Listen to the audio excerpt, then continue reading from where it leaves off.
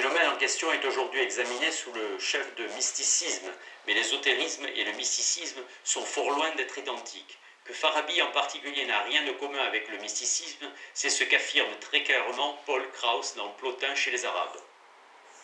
Pour conclure, la défense par Lévi du judaïsme contre ses adversaires en général et contre la philosophie en particulier s'adresse seulement à des hommes naturellement pieux.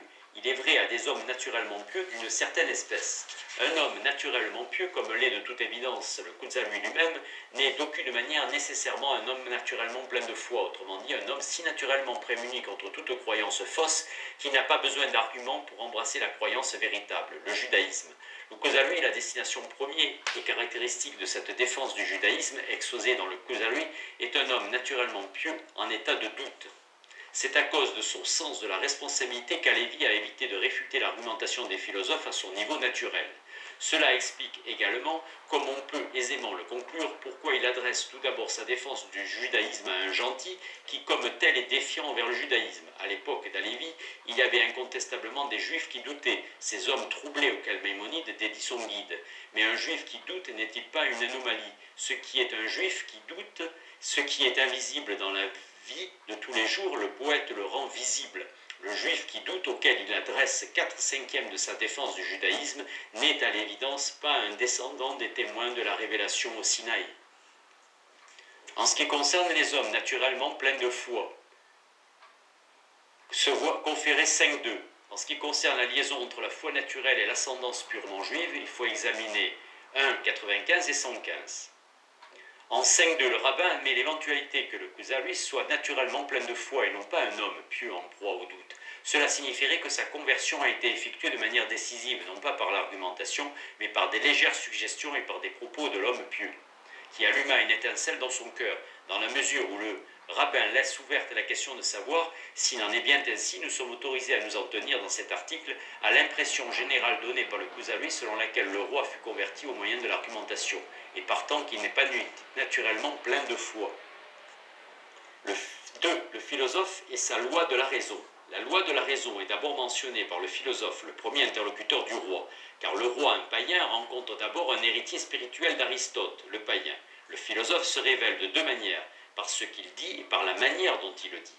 Du point de vue du contenu de son discours, il peut se révéler un adepte d'une secte philosophique particulière parmi beaucoup d'autres, une espèce particulière d'aristotélicisme. Mais la philosophie ne se confond pas avec l'aristotélisme. Pour reconnaître le philosophe sous l'aristotélicien, il faut tout d'abord être attentif à sa manière de parler. Alors que le chrétien et le juif commencent leur exposé par un credo, le philosophe commence chacun de ses discours par un non-né. Le premier mot du philosophe, laïsa, est une négation. La philosophie apparaît tout d'abord comme une négation de quelque chose, ou pour employer l'interprétation hegelienne du signum reprobationis, qu'un adversaire orthodoxe avait découvert sur le front de Spinoza, comme une réprobation de quelque chose. Le philosophe ne commence pas comme le font le chrétien et le juif, par un « je », ni comme le fait le musulman, par un « nous ». En fait, sauf en une occasion dont nous allons immédiatement parler, il ne parle jamais à la première personne, il parle en conséquence des philosophes comme s'il n'en avait pas un. Comme s'il n'en était pas un. Si l'auteur et le roi ne nous disaient pas que c'est un philosophe, nous ne pourrions pas en être sûrs. Il se présente lui-même plutôt comme un interprète ou comme un messager des philosophes que comme un philosophe. Les seules exceptions à cette règle sont les trois fois où il emploie l'expression que n'emploie jamais ni le chrétien ni le musulman. Je veux dire, il semble avoir l'habitude de s'exprimer, mais d'une manière qui a besoin d'explication. Dans trois cas, il emploie des termes religieux en des sens très différents de leur signification religieuse ordinaire.